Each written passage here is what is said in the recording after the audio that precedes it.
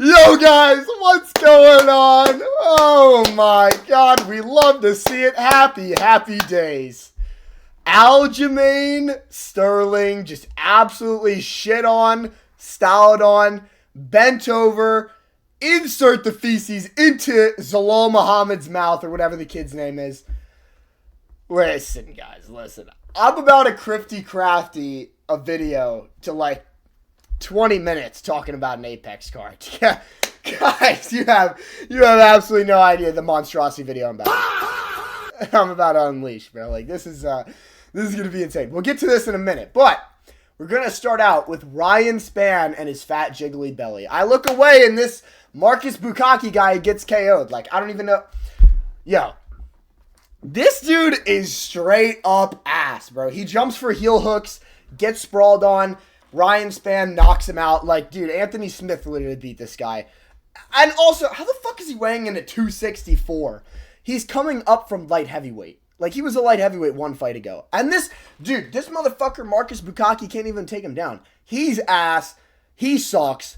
Cut him from the UFC. He's got nothing other than a fucking heel hook. Ryan Spann KOs him. I looked away for like 2 seconds because, you know, I'm with the family, right? Like, this is an Apex fight night. I'm not that much. Okay, I am that much of a loser. But at least I got a family.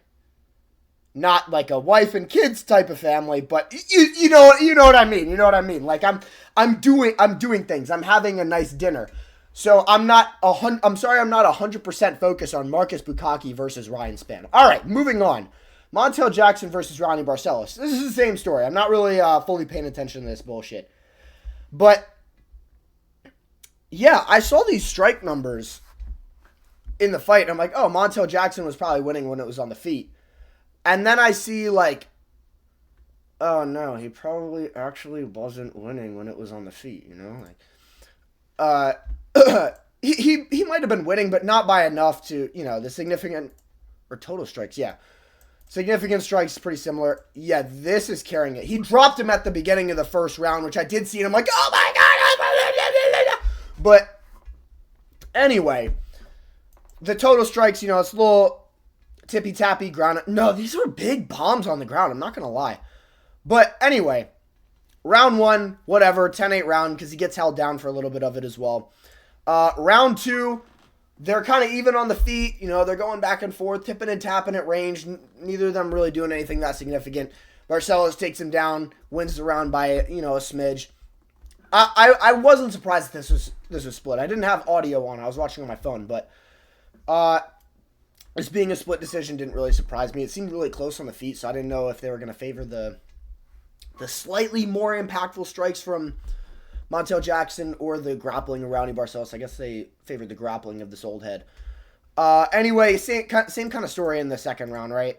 Even on total strikes, but he gets the takedown. He did have two good sub attempts in this round, so I'm assuming this is the round that they gave. This was the round that they gave him, definitely. I'm assuming this was the swing round. Yeah, 8-10 on significant strikes. Okay, yeah, that makes sense. Ronnie Barcelos, whatever. Give him Peyton Talbot too. No, I'm kidding. Anyway, this fight, yeah, Davey Grant, he just went, he just had a, you know, a crafty little decision. He was literally punching like this. He's punching like how you punch on the heavy bag when you're like tired after practice. You know what I mean? Except he's not tired. He's literally just going ba ba ba ba ba ba ba ba ba. And however the fuck you pronounce this monstrosity of a name, he wasn't doing much more. Like his strikes weren't very impactful either. It's just Davey Grant landed so many more. He's literally 40 fucking years old. He's still out here.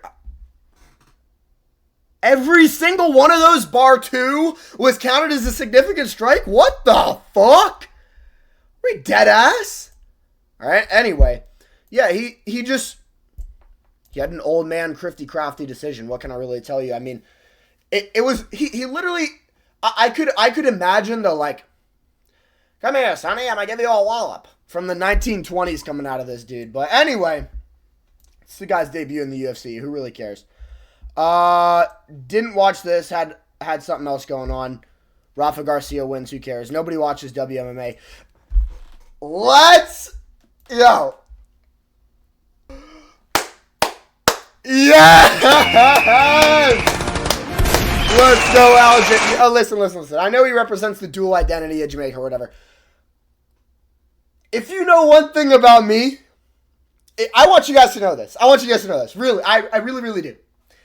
I have a personal vendetta against the country of Morocco. Don't ask how. Don't ask why. Doesn't fucking matter. All that matters is Yusuf Zalal Muhammad, or whatever the fuck the kid's name is. He's called the Moroccan Devil or some shit like that. Fucking go, and Aljo just fucking slimes him out. Crazy decision. Oh my god. Alright. Listen. Me and Brandon, we recorded a picks for the main card of this video. I picked this fucker for some reason. Didn't even know who he was. I don't even remember which one of these two I picked. I picked this guy just because I thought Davy Grant was too old. I don't know who I picked out of these two. I don't do WMMA.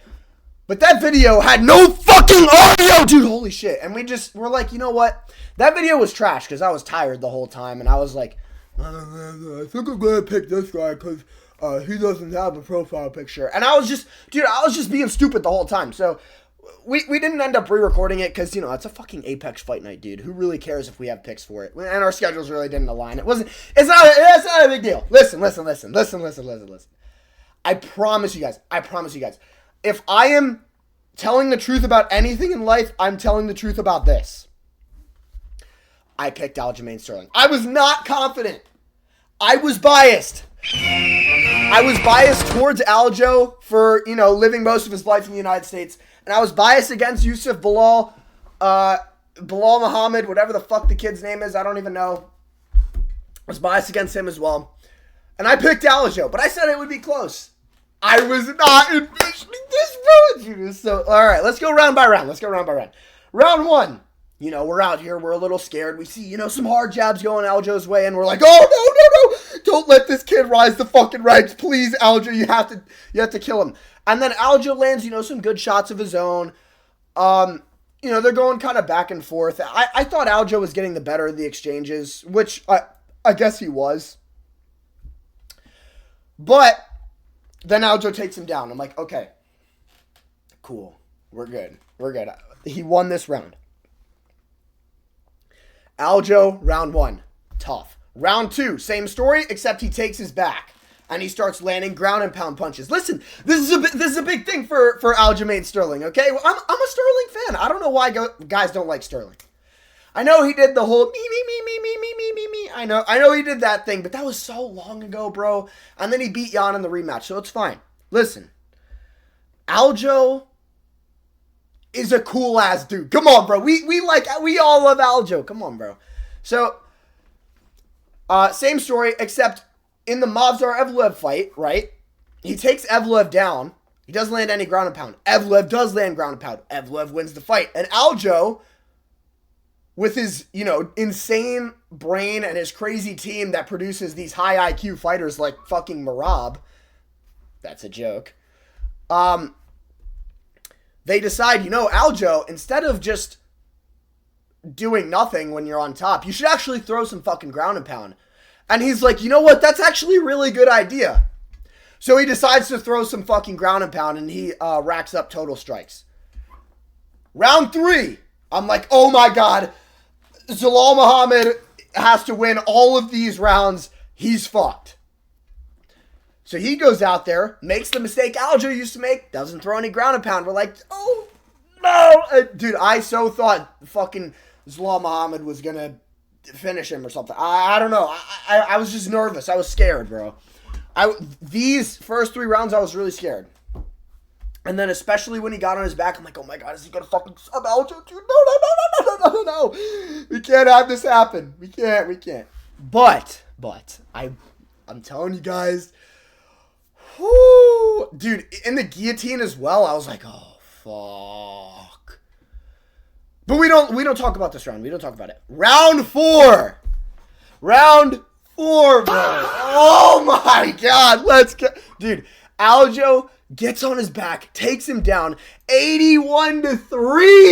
Oh my god. God bless you, Aljo. Oh my god, Jesus Christ saved Aljamain Sterling here. Woo! Woo! Thank you, Aljo. And he did this at the end of the fight to praise the Lord Jesus Christ. We all love that. So, anyway, Aljo goes out there, takes him down, fucking obliterates him from the back, bro. Like, no Diddy.